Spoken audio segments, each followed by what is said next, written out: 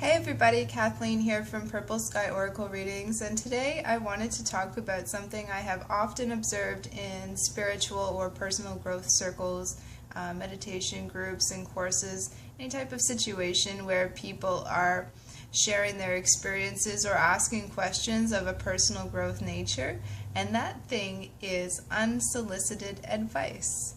And it's an interesting phenomenon, particularly in this community, if you will, of spiritually minded or personal growth minded people who are working on themselves, because we have so many concepts to draw from, so much, in many cases, so much knowledge, and this body of information about what to do in every situation where you might be suffering.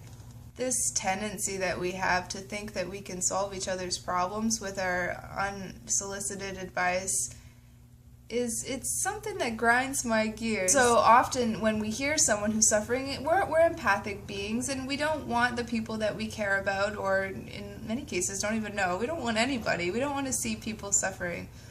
So there is a natural empathic response to want to help, to want to assist, to want to nurture.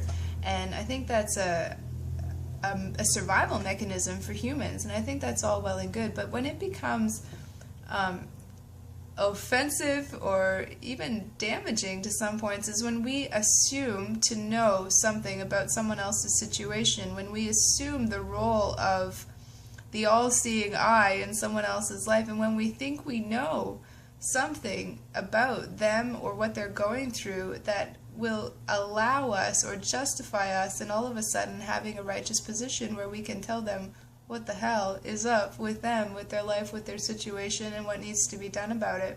I think in many cases it is not actually useful or helpful to give that spiritual quote by Abraham, to reiterate that law of attraction teaching that really just so applies to the situation, or to jump right into a story of how you were able to successfully apply a spiritual concept in a similar situation in your own life.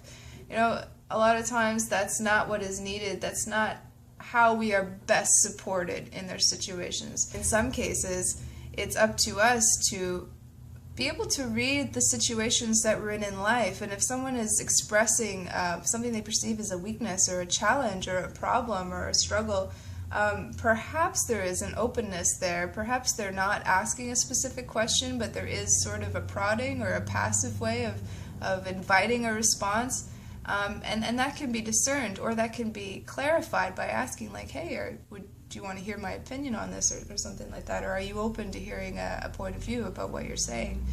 And that, to me, is a much more harmonious way to approach the situation, rather than, hey, here's what you need to do, It's not always useful, practical, or kind to be giving out this advice, this litany of spiritual concepts without its invitation, or without first determining whether the person is receptive to that, to wanting to that. And in a personal growth group situation, especially like a group meeting or a meditation or some type of thing where people are doing a lot of sharing, of course, it's going to come out, but I think that when we are not attached as well to how our advice is being received, it's a lot easier to receive what may be valid wisdom, or something that is of value and useful in that offering.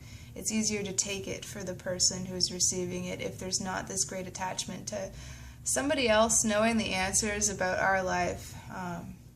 Just rubs me the wrong way, and I've been thinking about it a lot, and I would love to see more openness, more innocence, and more curiosity in these circles, in these situations, and in my own life, where I'm either expressing myself to other people or in the listening chair and having someone else express to me. So I've started to really be more aware about when I'm giving advice and whether or not that advice has been asked for.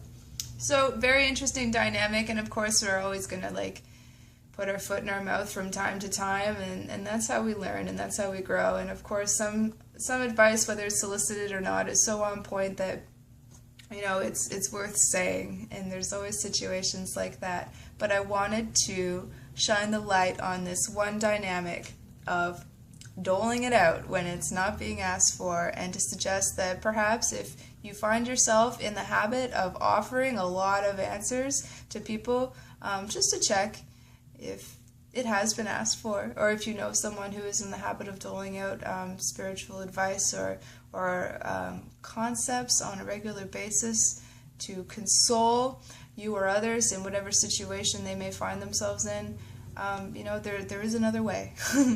So I think that having those elements of curiosity and of innocence and of approaching a situation with a desire to support the person by listening to them, by being compassionate and understanding to what they're going through the best we can. We can't fully understand anyone else in any situation that they're in, even if we've been in a similar situation, because we're not the same.